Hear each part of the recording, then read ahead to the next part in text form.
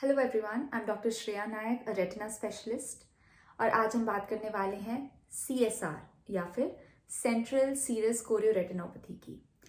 अगर आप ये वीडियो देख रहे हैं, इसका मतलब ये है कि या फिर आपको या फिर आपके आसपास किसी रिश्तेदार या फिर दोस्त को ये बीमारी हुई है।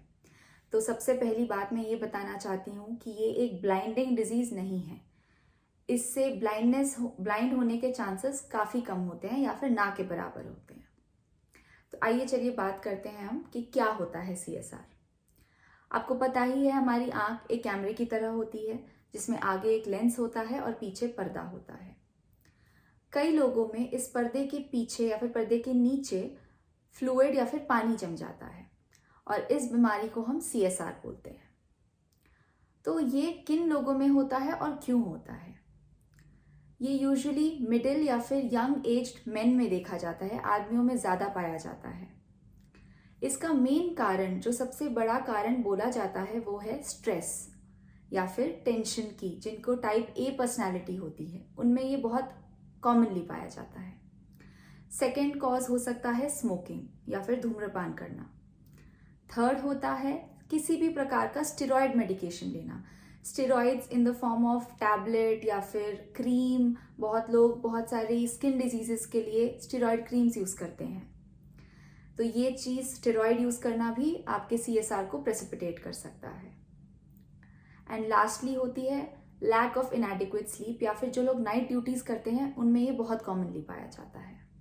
CSR के सिम्टम्स क्या होते हैं? कई लोगों को एक ब्लर सा या फिर धुंधलापन सा दिखता है। कभी कभी एक काला सा शैडो भी दिखाई देता है जिसके थ्रू वो देख नहीं पाते हैं, एक परछाई के थ्रू वो देख नहीं पाते हैं, लेकिन आसपास की चीजें दिख रही होती हैं।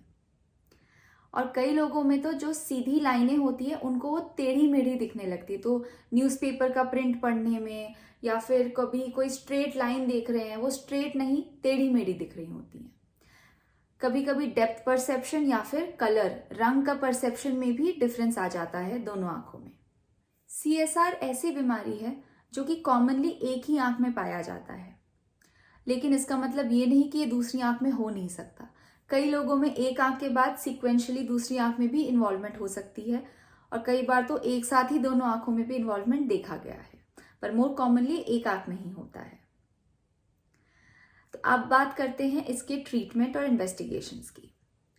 अगर आपको कभी भी CSR डायग्नोज हुआ है तो इसके क्या क्या इन्वेस्टिगेशंस एक आंखों के डॉक्टर करेंगे, उसके बारे में बात करते हैं।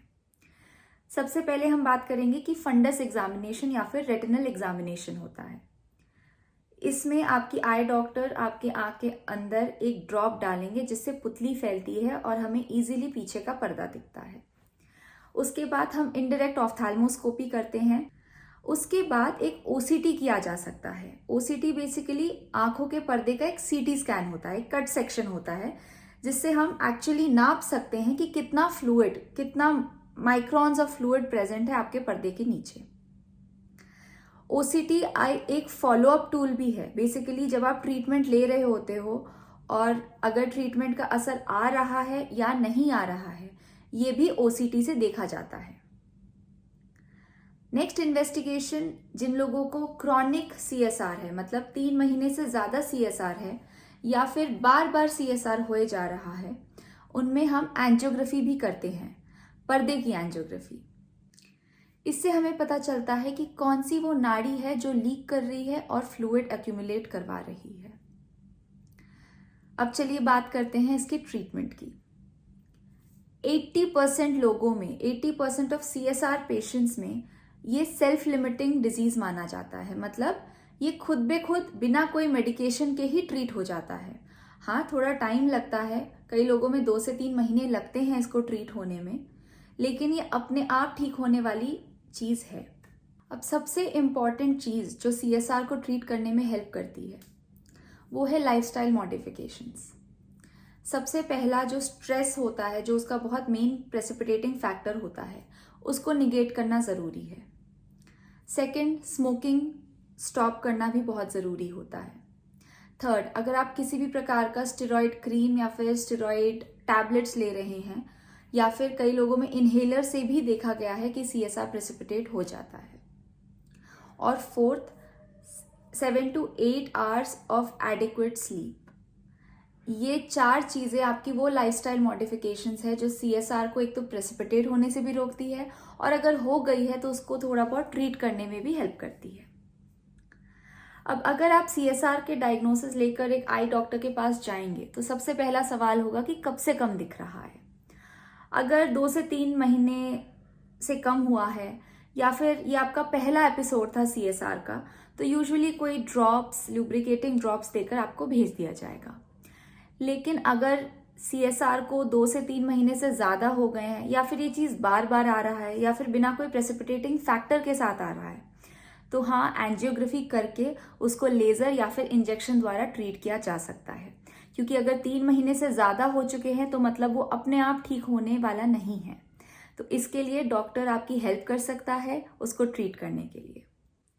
तो फिर आप अगर CSR के पेशेंट है या फिर आपके आसपास कोई भी CSR का पेशेंट है, तो सबसे पहले तो जो 4 लाइफस्टाइल मॉडिफिकेशंस मैंने बताई थी उस पे काम करिएगा। उसके बाद भी अगर CSR का अटैक होता है, आपको कभी भी ब्लर सा दिखाई दे रहा है या फिर डार्क स्पॉट या फिर टेढ़ी मेढ़ी लाइन्स दिखाई दे रही हैं, तो आके अपना प्लीज़ रेटिनल चेकअप करवाइए। Thank you.